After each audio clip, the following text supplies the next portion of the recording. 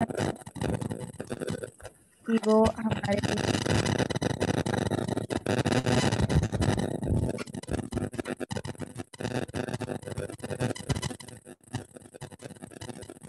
Umbrella आपके नीचे आवाज आ रही है। धन्यवाद। बहुत बहुत धन्यवाद कि मुझे यह मौका मिला कि मैं मिलकर अपने मन की कुछ बातें आप लोगों से शेयर कर सकूं। आइए सबसे पहले प्रार्थना करें। और प्रार्थना करते समय हम इस बात का ध्यान रखें कि जो भी हम प्रार्थना करते हैं वो उस प्रार्थना का एक ही उद्देश्य है कि हम ईश्वर से अब मिलने जा रहे हैं।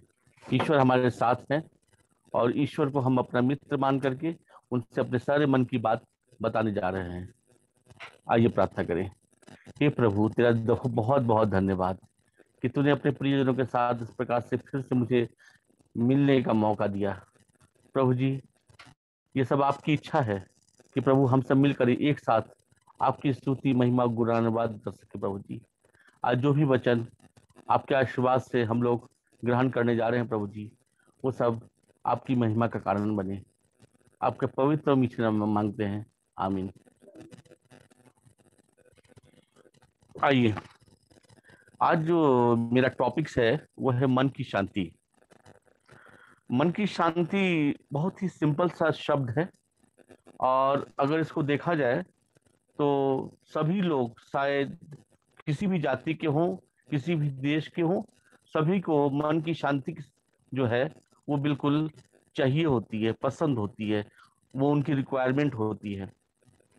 मन की शांति कैसे प्राप्त करें, किस तरह से प्राप्त करें? अगर हम लोग पिछले 2019 को देखते हैं, 2020 को देखते हैं, तो वो दौर था, परेशानियों का दौर था, महामारी का दौर था, अशांति का दौर था, और सबसे बड़ा एक ऐसा समय था जबकि पता नहीं था कि किस समय हम लोग मृत्यु लोक में चले जाएंगे।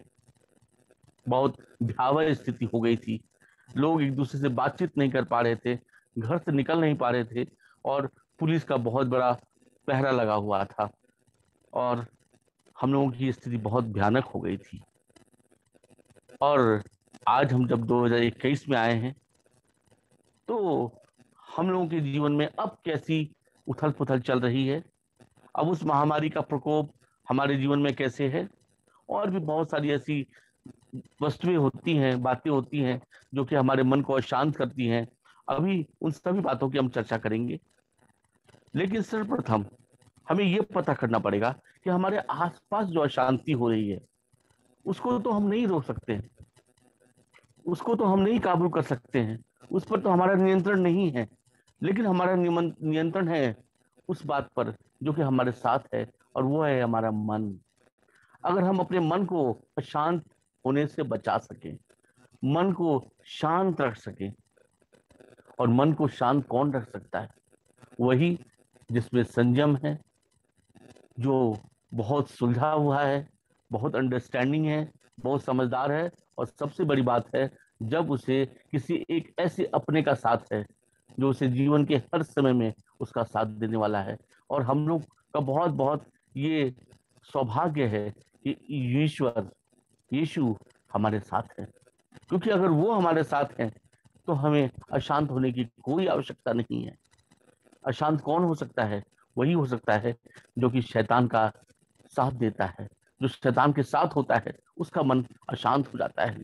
लेकिन जब हम ईश्वर के साथ हैं तो हमें किस बात का दुख है? हम उस घटना को कैसे भूल सकते हैं जब यीशु मसीह और उनके चेले नाव में थे और आंधी आ गई, और सभी चेले बहुत डर गए, घबरा गए, और यीशु जो है वो सो रहे थे, वो आराम कर रहे थे। उनके मन में कोई घबराहट नहीं थी। क्यों घबराहट नहीं थी? इसलिए नहीं थी क्योंकि उनके पिता ने उनको यह आशीष दिया था कि हमेशा पिता और पुत्र साथ रहेंगे। उसी समय उन्होंने आंधी को डांटा डपटा, सब कुछ शांत हो गया, और उनके चेले भी इस बात को देखकर आश्चर्यचकित हो गए। तो हमें आश्चर्य करने की कोई जरूरत नहीं है इस शताब्दी में, क्योंकि हमें पता है कि वो ईश्वर हमारे साथ आज भी हैं। जब उन्होंने कल आंधी को लताड़ा था, तो आज वो इस कोरोना को भी लताड़ रहे हैं। और आप देखिए कोरोना का कहर धीरे धीरे कम होता जा रहा है। ये कैसे हो रहा है? और हम कैसे शांत हो पा रहे हैं? हमारे मन में शांति कैसे है? क्योंकि हम अकेले हैं ही नहीं, हमारे साथ हर हमेशा ईश्वर का साथ होता है। और ईश्वर का साथ जो है हमेशा हमें सुख और शांति और समृद्धि देता है। आज मैं आप लोग को एक छोटी सी कहानी बताना चाहूंगा। और ये कहानी है एक रियासत के राजा की। और उन्होंने एक प्रतियोगिता रखवाई पेंटिंग्स बनवाने की। और वो पेंटिंग्स जो थी बनाने के बाद बहुत बड़े इनाम की घोषणा भी की गई कि जो प्रथम पेंटिंग होगी उसको बहुत बहुत ज्यादा इनाम दिया जाएगा। बहुत सारी पेंटिंग बनी।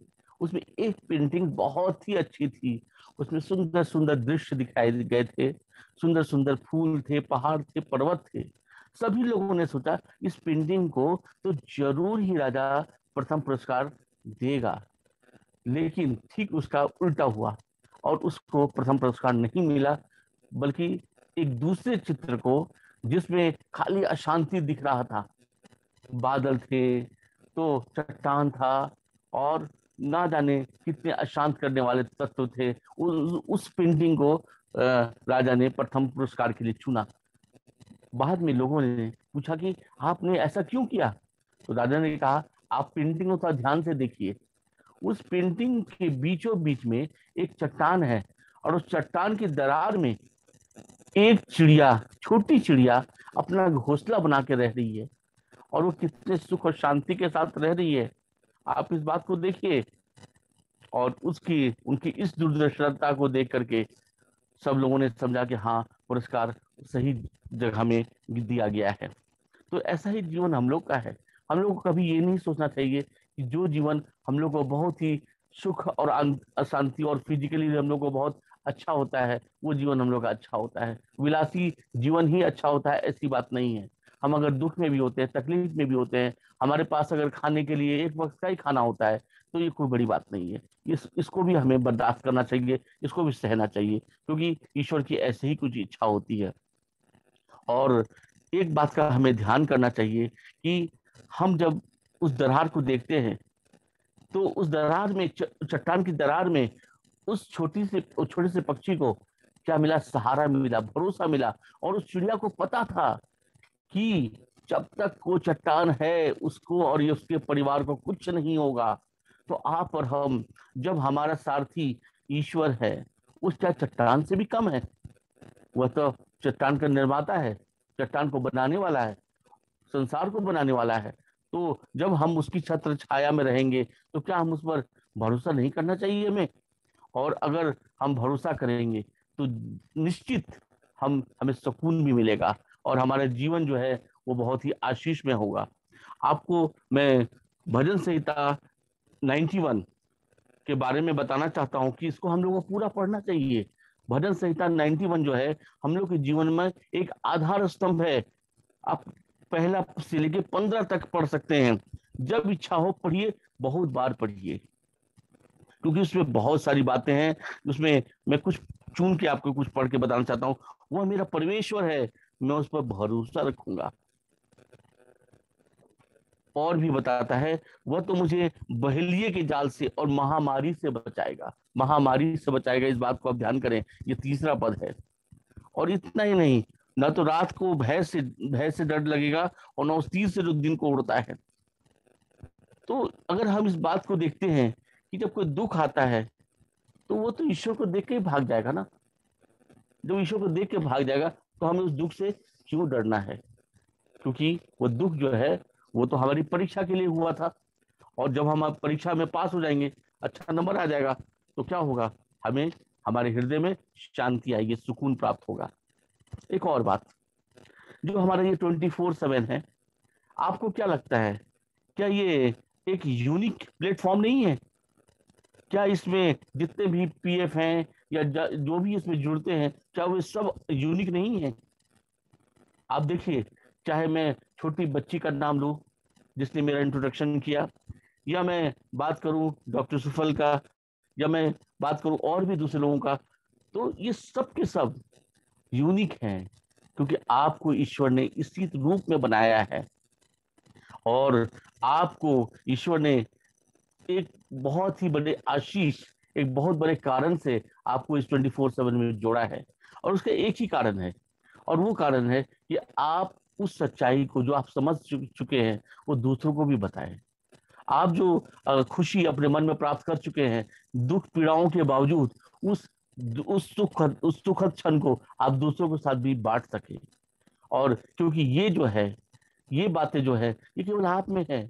आप 24/7 किसी फायदे के लिए नहीं जुड़े हैं। मैं तो बहुत बहुत धन्यवाद देना चाहता हूँ कि जोनाथन भाई ने मुझे ऐसा मौका दिया, नहीं तो मैं कभी अपने मन की इन बातों को कह ही नहीं पाता। और हम लोगों को जो टास्क मिला है ईश्वर के द्वारा, उसको हमको ध्यान करना चाहिए। हम लोग का ये प्लेटफॉर्म कितना इंटेलेक्चुअल है। आप देखिए, कोई प्रिंसिपल है, कोई डॉक्टर है, कोई इंजीनियर है, कोई स्टूडेंट है, लेकिन सभी के सभी जो है एक एक ही राह पर लगे हुए हैं। उनका एक ही मकसद है, और वो मकसद है दूसरों की भलाई करना, दूसरों का अच्छा करना। हम लोग प्रार्थना क्या करते हैं? दूसरों के लिए ही करते हैं, अपने लिए कम ही करते हैं। तो ये मकसद है आपको बनाने का ईश्वर को, क्योंकि हम लोग क्या है, आप क्या है, यूनिक हैं। और जो ये मास्टर प्लान है ईश्वर का, वो हम सब के लिए, हमको इसका फायदा उठाना चाहिए। और जो ईश्वर ने हमें काम दिया है, सौंपा है, उसे हमें पूरा करने के लिए पूरा तैयार होना चाहिए। आपने देखा होगा कि बहुत सारे लोग जो होते हैं, एक दूसरे के साथ होड़ लगाते हैं, उसके साथ कंपटीशन करते हैं। अरे, उसके पास गाड़ी है, मेरे उसके पास घर है, उसके पास बहुत अच्छा बच्चा है, उसके पास बहुत अच्छी पत्नी है, बहुत अच्छा उसका श्रीमान है, हस्बैंड है, और ना जाने क्या क्या चीज। लेकिन आप ये सोच के देखिए, क्या वो उनके लिए जो चीज सही है, वो क्या वो आपके लिए भी सही है?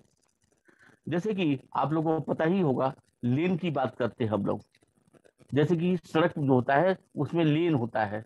हम लोग भारत में भी है, नेपाल में तो ऐसा नहीं है, लेकिन विदेशों में, स्पेशली जो है अमेरिका और लंदन वगैरह में लेन की बात चलती है। और भारत के भी जो बड़े बड़े शहर है वहां पर होता है लेन। तो उन लेनों में जो है कैसा होता है, स्पीड होता है, उनका स्पीड लिमिट होता है। कहीं पर 60 का स्पीड होता है, कहीं का 80 का होता है, तो कहीं 120 का होता है, कहीं उससे भी ज्यादा होता है। अब अगर कोई गाड़ी वाला 80 के लाइन में है और वो चाहता है कि वो 120 में चला जाए, तो उसको ध्यान करना पड़ेगा कि उसकी गाड़ी क्या उसे 120 के रफ्तार से ले जाने में सक्षम है।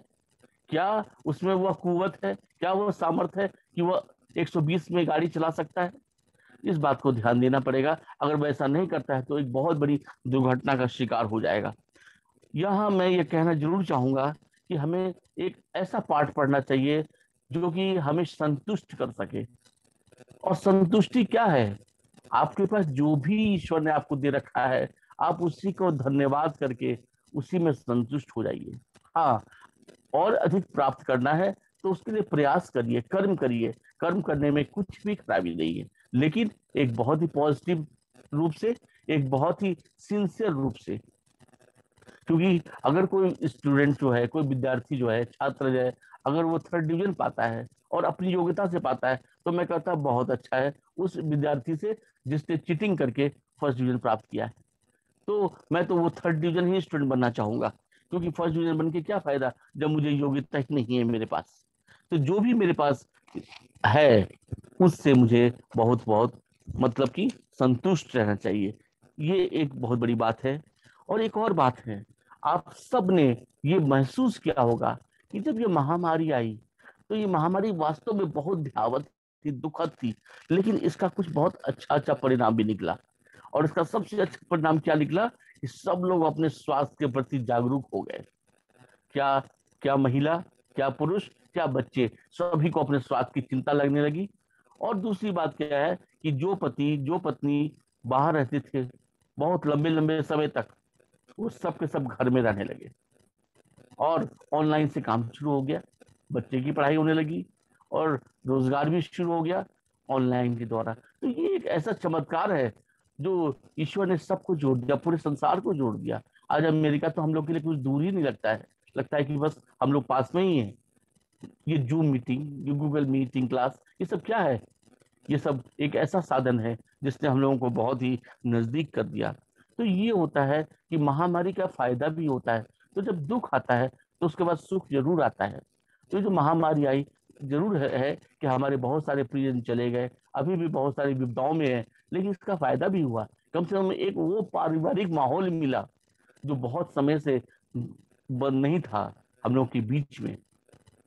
दूसरी बात क्या है कि हम लोग का जो प्रदूषण था वो भी पूरे संसार में कम हो गया। ऐसा तो कभी हो ही नहीं सकता था कि एक साथ जो है प्रदूषण इतना कम हो जाए। इतना ही नहीं, लोगों ने ये भी सीखा कि किस प्रकार से कम चीज में भी गुजारा किया जा सकता है। हम लोग को आवश्यकता नहीं है कि बहुत सारा सामान की आवश्यकता नहीं है। लोगों को अपने फंडामेंटल जो नीड्स हैं उसके बारे में बहुत अच्छे से समझ में आ गया। और सबसे बड़ी बात है, लोगों ने इसको बहुत ही मतलब क्रिएटिविटी के रूप में भी प्रयोग में लाया। जैसे बहुत लोगों ने इस समय नाच सीखा, नृत्य सीखा, गीत गाना सीखा। बहुत लोगों ने, जैसे हम लोगों ने 24/7 का जो साथ पाया और हम लोगों ने प्रार्थना में अपना जीवन बिताया। तो ये सब क्या था कि एक ऐसी क्रिएटिविटी जो हम लोगों के मन को शांत कर दे। हम लोग का मन कब अशांत रहता है आपको पता है? तब अशांत रहता है जब वहां पर कुछ नहीं रहता है, खाली रहता है। तो हम लोगों ने क्रिएटिविटी किया, हम लोगों ने कुछ अच्छा करने का कोशिश किया। और अच्छा करने का कोशिश करते करते क्या हो गया, हम लोग का मन खुश हो गया और हम लोग अशांत नहीं रहे, बल्कि हमारे मन में शांति आ जाई। और एक और बात है, आप अपनी अचीवमेंट्स को याद करें ना। आपने जीवन में क्या क्या पाया है? आपने पढ़ाई के समय कैसा किया?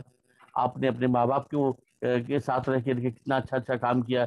माँ बाप के किचन में आपने हेल्प किया, पिताजी के गाड़ी को साफ करने में हेल्प किया। कहने का मतलब है आप अपने अचीवमेंट्स को याद करिए। बड़े बड़े अचीवमेंट्स को याद करने की कोई आवश्यकता नहीं है। आप छोटे छोटे अचीवमेंट्स को याद करिए। आपके बच्चे ने आपको कब सुबह गुड मॉर्निंग बोला, कब गुड नाइट बोला, ऐसी ऐसी बातें याद करिए ना। तो आपको लगेगा कि ओ, मैंने तो बहुत सारा जिंदगी में पाया है, मैं क्यों बेकार में रोता रहूं, मैं क्यों परेशान रहूं। और तब एक शब्द आएगा, उसका नाम है धन्यवाद। आप ईश्वर को धन्यवाद दीजिए, सर्वशक्तिमान को धन्यवाद दीजिए कि हे परमेश्वर, आपने मुझे एक ऐसा जीवन दिया जिसमें मैंने अपने परिवार के सभी लोगों का साथ पाया, अपने मित्रों का साथ पाया। लोग, सच्चे मित्र हमारे साथ जुड़े, और जो हमारे सच्चे मित्र नहीं थे वो सब हमसे दूर हो गए। तो शैतान को से तो हमको दूर होना ही है। शैतान को हमको अपना साथी क्यों बनाना है? और सबसे बड़ी बात होती है कि हमें जब अपने लाइफ स्टाइल को चेंज करते हैं, तो हो सकता है कि कोई महिला हो, उन्हें जूड़ा बनाने का बहुत बहुत शौक हो, तो भिन्न भिन्न किस्म का जूड़ा बना सकते हैं। और उसको जो है आप ऑनलाइन से दिखाइए, क्या पता दूसरे लोग जो है उसको जूड़े को पसंद कर लें, और हो सकता है कि वो भी आपकी कमाई का जरिया बन जाए। कमाई नहीं भी होती है तो कम से कम लोगों को तो खुशी मिलेगी, वो आपको धन्यवाद तो देंगे, लाइक करेंगे ना, और शेयर भी करेंगे। तो कहने का मतलब ये होता है कि आपको आवश्यकता नहीं कि आप बड़े बड़े काम करिए। काम बड़ा वही होता है जो ईश्वर ने आपको दिया है। और ईश्वर ने आपको एक ही काम दिया है, और वो काम दिया है कि आप अपने मन को शांत रखिए और तुम आगे आगे चलो, पीछे पीछे मैं साथ में हूँ। ये है ईश्वर का हम सबको एक बहुत बड़ा आसरा है, एक बहुत बड़ा प्रॉमिस है। और दूसरी बात क्या है, जैसा ये मैंने महसूस किया है, मेरे कुछ मित्रों ने भी ऐसा महसूस किया है कि जब कभी कुछ समस्या आती है, टेंशन आती है, तो क्या करना चाहिए। अब चूंकि हमारा नेपाल जो है वो पर्वतों का देश है, और आपका भारत में भी वैसा ही है, तो कुछ रमणीक स्थानों में घूमने क्यों नहीं चला जाए जब टेंशन आ रहा है। जरूरी नहीं है कि पैसे खर्च के बहुत दूर दूर चला जाए, 2 4 5 किलोमीटर में भी कुछ अच्छी जगह हो सकते हैं। वहां पर जाकर हम लोग अपना समय बिताएं, पार्क में समय बिताएं। और नहीं कुछ होता है तो जाके जो हमारे बूढ़े बुजुर्ग रहते हैं उस घर में जाकर के उन लोग की सेवा करें, क्योंकि बहुत सारे ऐसे बच्चे हैं जो अपने माँ बाप को छोड़ चुके होते हैं। तो हम जाकर के उनकी सेवा भी तो कर सकते हैं वृद्धाश्रम में। हम हॉस्पिटल का चक्कर चला सकते हैं, वहां जाके देख सकते हैं कि किसको कोविड का इंजेक्शन लगा या नहीं लगा। नहीं लगा तो क्या उसके लिए हम लोग कुछ प्रयास कर सकते हैं? कहने का मतलब है कि हम अपने जीवन को खुश बनाने के लिए कुछ भी कर सकते हैं, और उसके लिए हमें बहुत पैसे की जरूरत नहीं होती है। हमारा 2 4 कदम इधर से उधर घूमना भी वो बहुत अच्छा होता है, हमारे दिमाग को स्थिर कर सकता है। और एक और बात है, हमें लोगों को इंस्पायर करना चाहिए। मैं ये नहीं कहता हूँ कि हमको इंस्पायर होना चाहिए, मैं कुछ उल्टा बोल रहा हूँ। मैं कह रहा हूँ हमें इंस्पायर करना चाहिए। सबसे बड़ी बात है 24/7 में जो हमारे जुड़े हुए जितनी भी बहनें हैं, उन सबों को जो मैं सुनता हूँ, तो मुझे लगता है ये लोग, देखिए, हिंदी भाषी नहीं होते हुए भी कितनी अच्छी हिंदी बोलने की कोशिश करते हैं, अंग्रेजी भी बहुत अच्छा बोलते हैं। और मुझे लगता है अरे अभी तो मुझे बहुत कुछ सीखना है। और यही वो बात है जो इंस्पायर करते हैं ये लोग। नहीं पता है इनको कि ये इंस्पायर कर रहे हैं, लेकिन इंस्पायर होने वाले तो हो जाते हैं।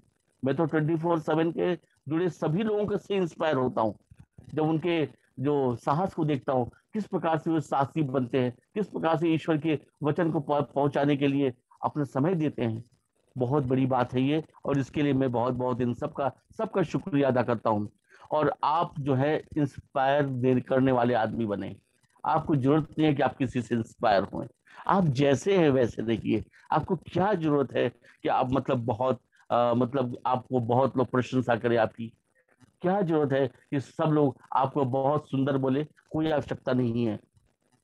मुझे कर्ट कोबेन की एक बात याद आती है जो उन्होंने कहा था, I would I would rather be hated for who I am than loved for who I am not.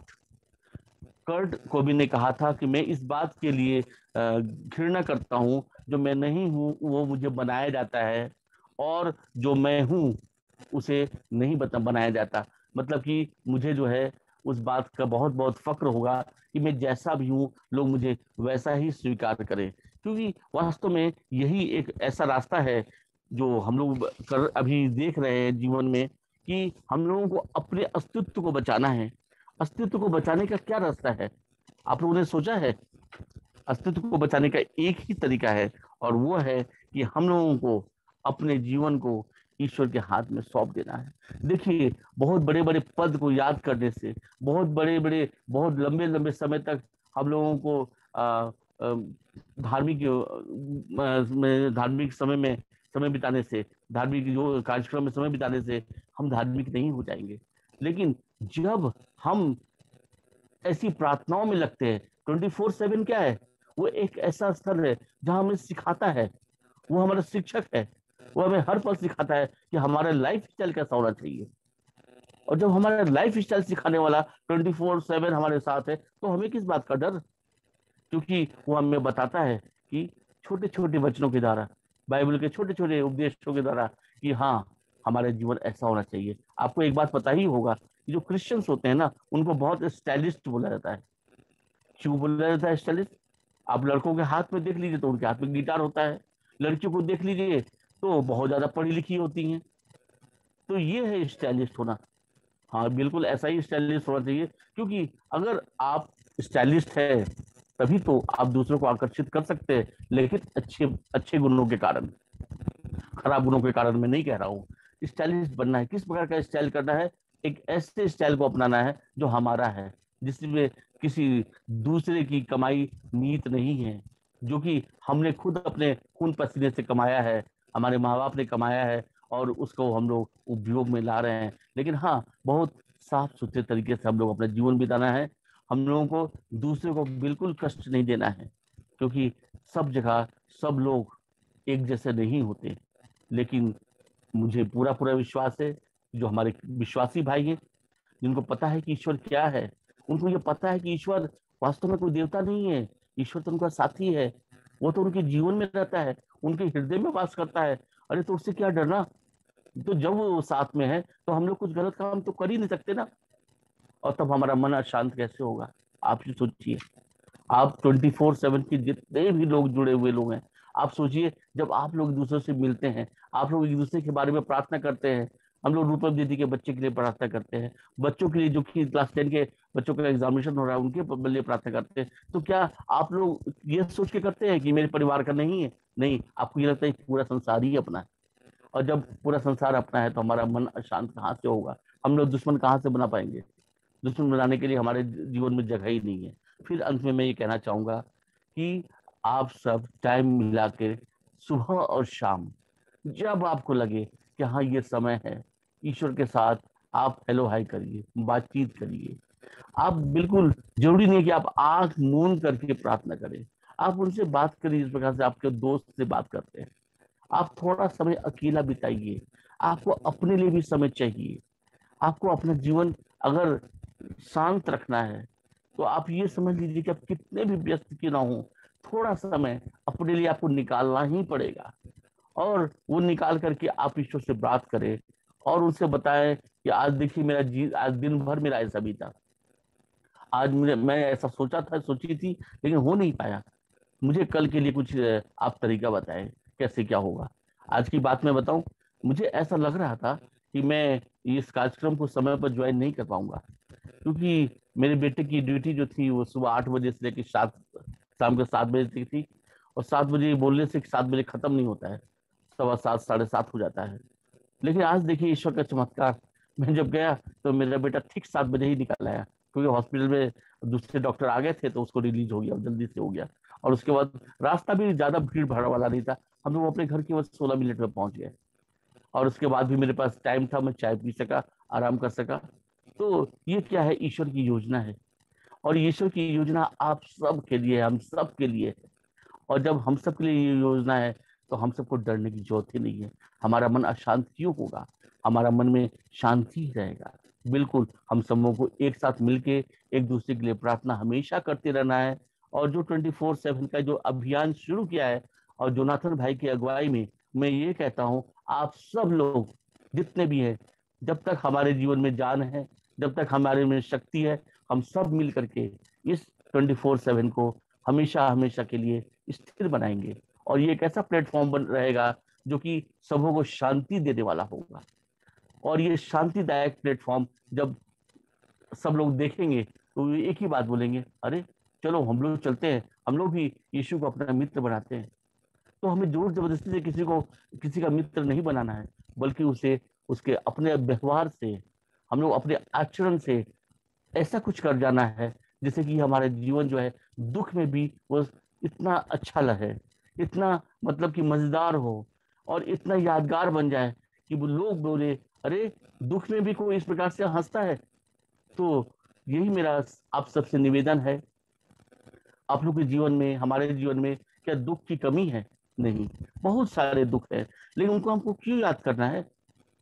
हम उन सब के लिए कोई समाधान खोजेंगे, कोई रास्ता खोजेंगे। और सबका एक ना एक दिन रास्ता होता ही है।